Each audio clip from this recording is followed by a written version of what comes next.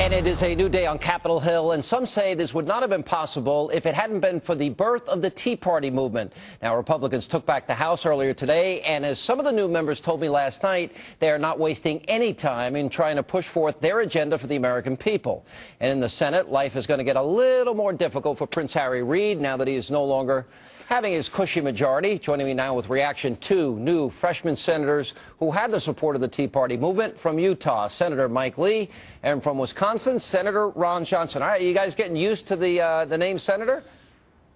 Yeah, just barely. It's a little easier to swallow than Senator-elect, but one way or another, I'll take it.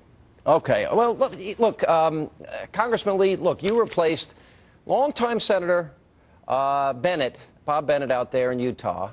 And it's interesting. How important do you think it is that you basically listen to the Tea Party, which really helped bring you to power?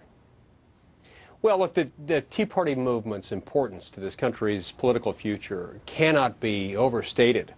This is a political phenomenon that's here to stay, and it stands for the proposition that the federal government has become too big and too expensive. We need to proceed with a balanced budget amendment, and that's I think, the first leg in the stool that the Tea Party movement is going to set up for us. And we desperately need that right now.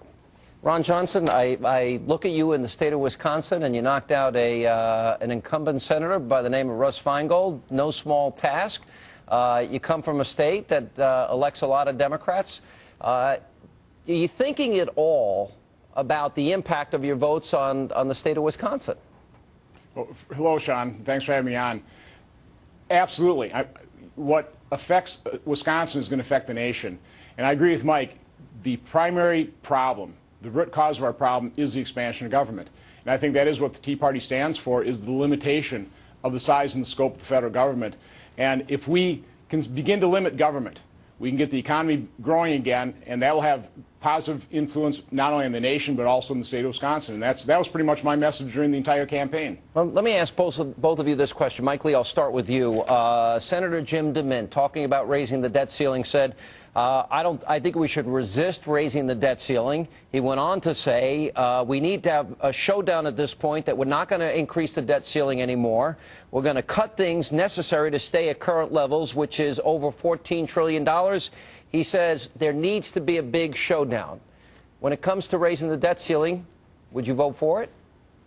I couldn't agree with Senator Jim DeMint anymore, and my intention is to vote against any effort to raise the debt ceiling, barring some revolutionary type of compromise that would result in guaranteed passage of a balanced budget amendment and some other aggressive measures to get spending under control. I wouldn't even consider it.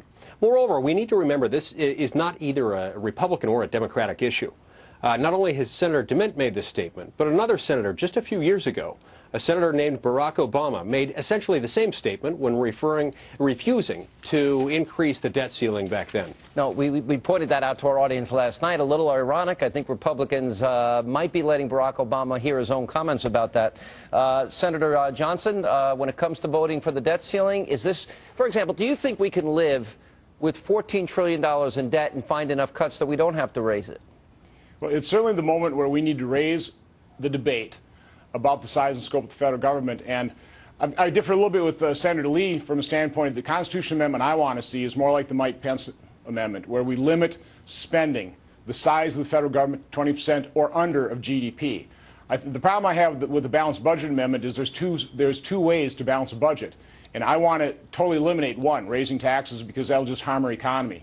So I think we need to focus on limiting the size of government by limiting spending. And this is certainly the moment when the debt ceiling vote comes up, where we need to raise that debate about limiting the size and scope of the federal government. All right, Mike Lee, or Senator, I need to get your title correct here. Mike works just great. We used to have Jim Trafficant on years ago, and I'd say, Congressman, he goes, stop insulting me. No, look, it's an honor. You've worked hard to achieve this goal.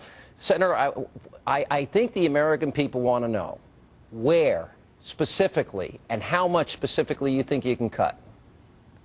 Well, okay, what we need to do is lay down the gauntlet and say we're not going to spend more than we take in right now. Our businesses are doing this, our families are doing this, our state and local governments are doing this.